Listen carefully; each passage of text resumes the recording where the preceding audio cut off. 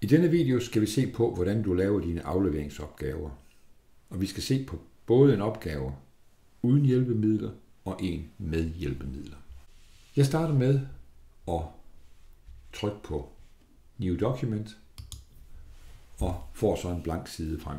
Her må du ikke ændre i Maple standardopsætning. Det kommer ofte til at se helt forfærdeligt ud. Hold dig til Times Roman 12. Hvis du synes, det er for småt, det du som standard arbejder med, så er der de forstørrelsesglas heroppe. Klik nogle gange på dem, så får du en passende størrelse. Jeg starter med at skrive opgave 1, som den første opgave hedder, og går i tekstmode med F5. Opgave 1. Og du må gerne lave det her bold. Næste, det er så at sætte selve opgaven ind, du skal løse. Alle de opgaver, du kommer til at løse, dem har du som pdf'er. Det har du gennem alle 8 moduler, og det vil du også have til eksamen. Dog ikke opgaverne uden hjælpemidler. Men vi viser det alligevel her, hvordan det foregår, fordi de skal også afleveres i et Maple-dokument. Jeg åbner en pdf-fil med opgaven i.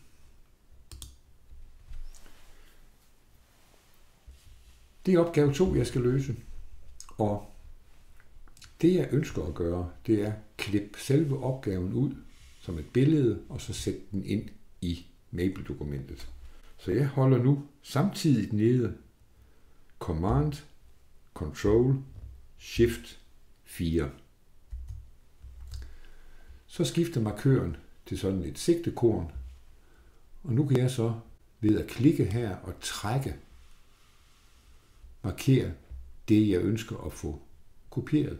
Og når jeg slipper musen, så vil det blive kopieret til hukommelsen.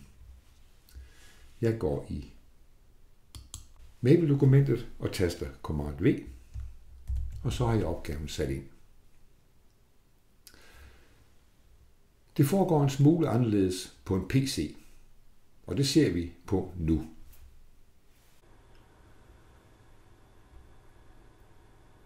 På PC'en har jeg åbnet pdf'en, hvorfra jeg ønsker at klippe opgaven i Adobe Reader. For at klippe, der går jeg til Redigere og vælger Tag et snapshot og klikker her og trækker rundt om opgaven, jeg ønsker at kopiere. Den ligger nu i hukommelsen. Jeg går tilbage til Maple-dokumentet og taster Ctrl-V for at indsætte opgaven. Og det er såmænd det hele.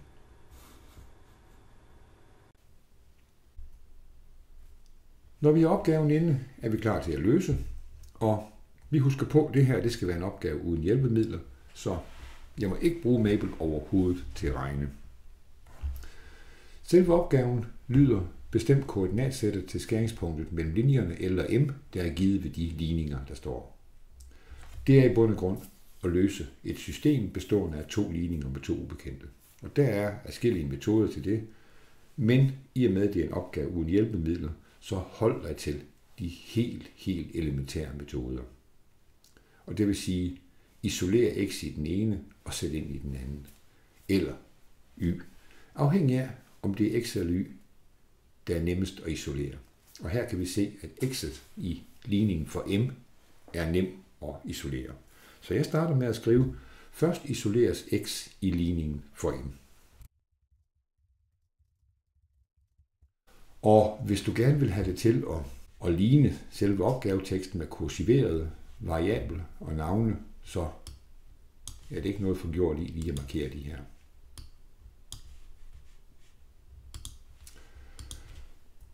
Så jeg skriver ligningen ind, som den står, altså ligningen for m. Trykker F5 for at skifte til Math Mode, og så skriver jeg x plus 6y lig med 8. Husk, jeg må ikke bruge Maple til at regne, så jeg kan ikke trykke Enter nu. Så er der 2 måder, man kan undgå Maple regne, når vi skifter linje. Det er at taste F5, gå til Text Mode og så taste Enter. Alternativt, der kunne du klikke på, hvis du holder musen over udtrykket her, så kommer der et lille felt frem. Og klik i det, så vil det, der står herinde, blive opfattet som tekst. Og du kan taste Enter nu, og det vil ikke blive beregnet. Nu vil jeg gerne skrive et ensbetydende tegn.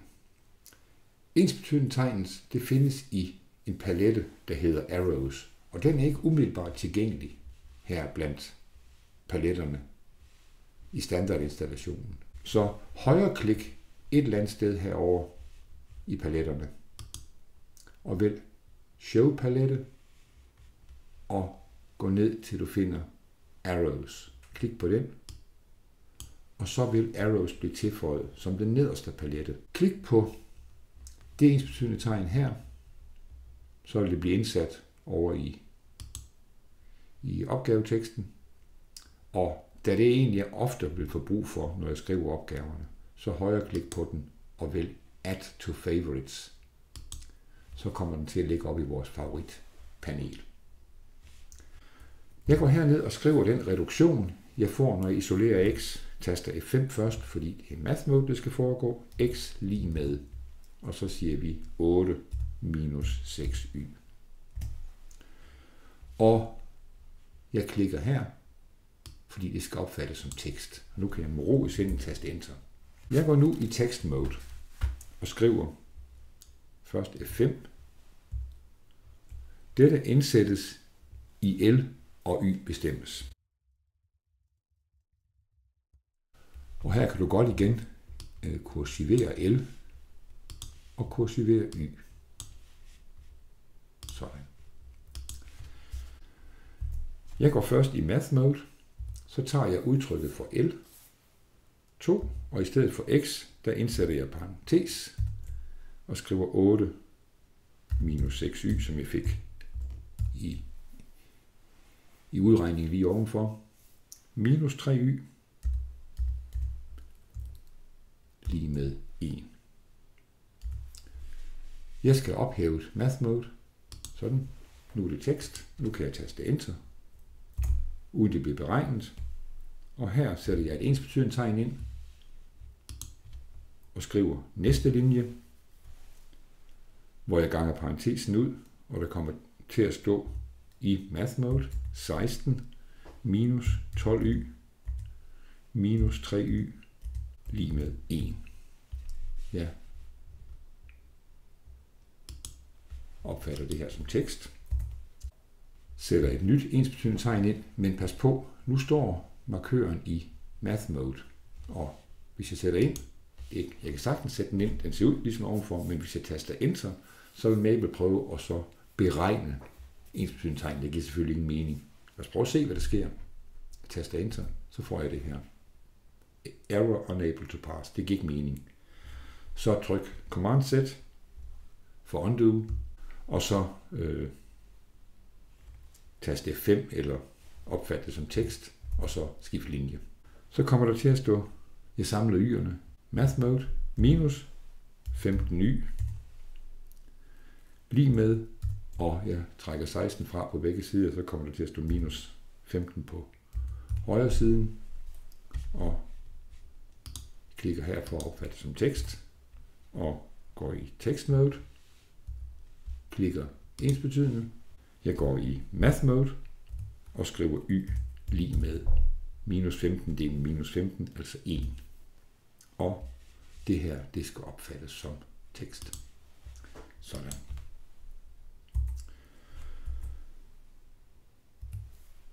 Så skriver vi, at dette indsættes i udtrykket for x. Og jeg kursiverer x'et. Og så sætter jeg ellers ind. Så kommer der til at stå x lige med, og så 8 minus 6 gange 1 lige med, og det bliver 2. Og det her, det skal opfattes som tekst. Og jeg taster Enter. Vi mangler så bare at skrive en konklusion på opgaven. Og Det må være noget i stil med, at det vil sige, at linjerne skærer hinanden i punktet 2,1. Og punktet 2,1 kan vi godt skrive i math mode, så det bliver ekstra pænt. Sådan. Og så skifte her til tekst. Og sætte et punktum. Sådan. Hvis det havde været en opgave med hjælpemidler, så er der ingen grund til at sidde og lave alle de udregninger ved håndkraft, som vi har lavet her. Så lad os prøve at løse opgaven med hjælpemidler. Så vil det se sådan her ud. Altså,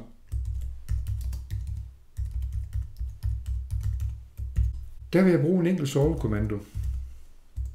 Og den solve-kommando, der vil jeg koble de to ligninger sammen med krøllede parenteser. Altså 2x minus 3y lige med 1, komma, og den anden hedder x plus 6y lige med 8, krøllet parentes slut, komma. Og her skal jeg så formelt set skrive, at jeg løser med hensyn til x og y. Det er dog ikke tvingende nødvendigt, fordi det kun er to variabler, x og y i ligningerne. Men så tast enter, og vi får præcis det samme resultat som ovenfor. Og vi kunne jo sådan set godt tage den linje her, kopiere og sætte den her ned som konklusion på vores udregning her. Det skal vist stå bag her. Sådan. Du gemmer dit dokument ved at gå til File, Save as Worksheet, og så ellers give det et passende navn, og så gem det. Og den fil, du så får, den vedhæfter du mail og afleverer. Det er ganske enkelt. Det var alt for nu.